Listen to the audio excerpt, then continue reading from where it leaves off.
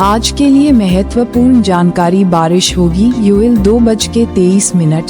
हे सिय्योन के बच्चों, तुम आनंदित हो और अपने परमेश्वर यहोवा के कारण आनंदित हो, क्योंकि उसने तुम्हें पहले की वर्षा दी है और पहले महीने की पिछली वर्षा।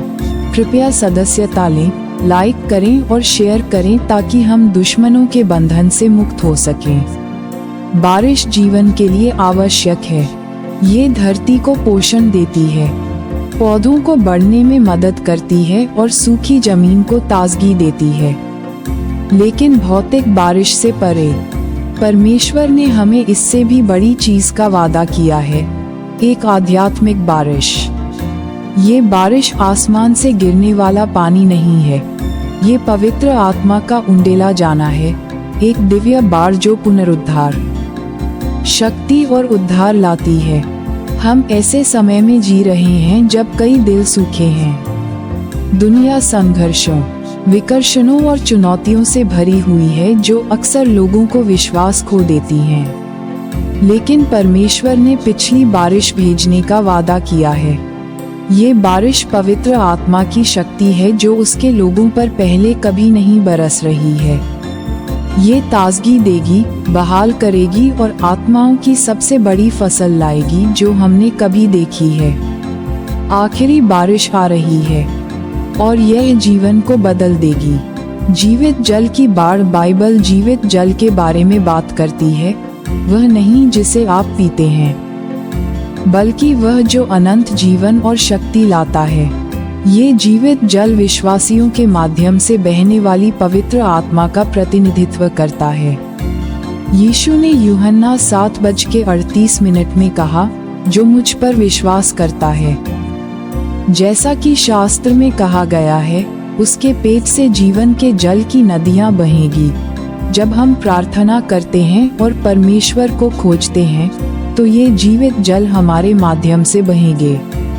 हम न केवल पवित्र आत्मा से भर जाएंगे, हम बह निकलेंगे, अपने आसपास के जीवन को छुएंगे।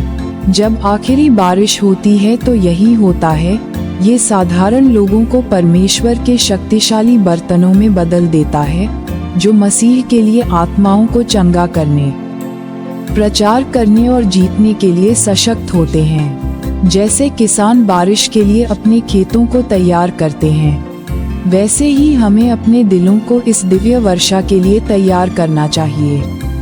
यह अपने आप नहीं आता है, हमें प्रार्थना करनी चाहिए, परमेश्वर को खोजना चाहिए और प्राप्त करने के लिए तैयार रहना चाहिए। जितना अधिक हम परमेश्वर के प्रति समर्पण करेंगे, उतनी ही अधिक उनकी शक्ति हमारे माध्यम से काम करेगी। बारिश लाने में प्रार्थना की शक्ति। बारिश यूं ही बेतरतीब ढंग से नहीं गिरती। बादलों का इकट्ठा होना, नमी का बनना और फिर सही समय पर बारिश का आना जरूरी है। उसी तरह प्रार्थना के जरिए आत्मिक पुनरुत्थान की बारिश होती है। जब हम प्रार्थना करते हैं, पवित्र आत्मा के बरसने के लिए जोश से प्रार्थना करते हैं, तो हम परमेश्वर की उपस्थिति के बादलों का निर्माण करने में मदद करते हैं। बाइबल हमें बारिश के लिए प्रार्थना करने के लिए प्रोत्साहित करती है।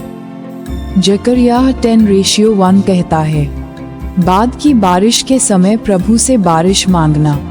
इसका मतलब है कि हमें लगातार परमेश्वर से उसकी आत्मा मांगनी चाहिए।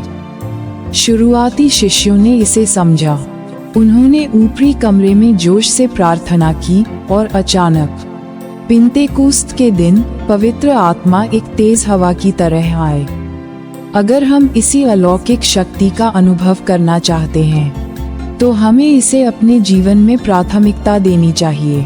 हमें प्रार्थना और उम्मीद रखने वाले लोग होने चाहिए। संकेत, चमत्कार और चमत्कार। जब पवित्र आत्मा आगे बढ़ती है, तो चमत्कार होते हैं। जीवन बदल जाते हैं, बीमार ठीक हो जाते हैं और खोए हुए बच जाते हैं। पिछली बारिश पहले कभी न देखे गए संकेत और चमत्कार लाएगी। बाइबल हमें प्रेरितों के काम 2:17 में बताती है, और ऐसा होगा कि अंतिम दिनों में परमेश्वर कहता है, मैं अपनी आत्मा सब प्राणियों पर उंडेलूंगा और तुम्हारे बेटे और तुम्हारी बेटियां भविष्यवाणी करेंगी। परमेश्वर एक ऐसी पीढ़ी को तैयार कर रहा है जो भविष्यवाणी करेगी, बीमारों को ठीक करेगी और अपनी शक्ति को ऐसे तरीकों से प्रदर्शित करेगी जो हमने पहले कभी नहीं देखा। इसमें आप भी शामिल हैं। यदि आप खुद को उपलब्ध कराते हैं तो परमेश्वर आपका शक्तिशाली रूप से उपयोग करेगा, लेकिन आपको विश्वास के साथ आगे बढ़ने और पवित्र आत्मा के उंडेलने की तलाश करने के लिए तैयार रहना चाहिए। आपको क्या करना चाहिए? 1. उम्मीद रखें, विश्वास करें कि परमेश्वर आपके जीवन में अपनी आत्मा उंडेलने के लिए तैयार है। बारिश पहले से ही शुरू हो रही है। 2. उंडेलने के लिए प्रार्थना करें, ऊपरी कमरे में शिष्यों की तरह है। अपने जीवन में प्रार्थना को प्राथमिकता दें। ताज़ा आग के लिए परमेश्वर से प्रार्थना करें। 3. वचन में बने रहें। जितना अधिक आप बाइबल पढ़ेंगे उतना ही आपका विश्वास बढ़ेगा। परमेश्वर के वादे पक्के हैं और वह वही करेगा जो उसने कहा है। 4.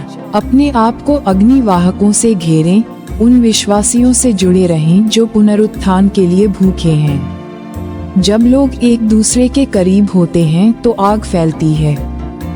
विश्वास में आगे बढ़ें, केवल प्रार्थना न करें, कार्य करें। जब आपको लगे कि पवित्र आत्मा आपको किसी के लिए प्रार्थना करने, गवाही देने या कुछ साहसिक कार्य करने के लिए प्रेरित कर रही है, तो उसे करें। बारिश शुरू हो रही है। परमेश्वर की जय हो। बारिश पहले से ही शुरू हो रही है। हम पिछली बारिश के समय में रह रहे हैं और परमेश्वर ऐसे लोगों की तलाश कर रहा है जो इसे प्राप्त करेंगे और इसे दुनिया में जारी करेंगे। क्या आप उनमें से एक होंगे? क्या आप पवित्र आत्मा को खुद को भरने, आपको सशक्त बनाने और पुनरुत्थान लाने के लिए आपका उपयोग करने देंगे? अभी से बेहतर कोई समय नहीं है। तैयार हो जाओ, क्योंकि जीवन के जल की बाढ़ आ रही है। प्रार्थना बिंदु। प्रभु, मैं आपसे और अधिक चाहता हूँ। मुझे पवित्र आत्मा की शक्ति से भर दें। अपनी वर्षा मेरे जीवन पर बरसने दो और मुझे अपनी उपस्थिति से भर दो। अपनी महिमा के लिए मेरा उपयोग करो। यीशु के नाम में, आमीन।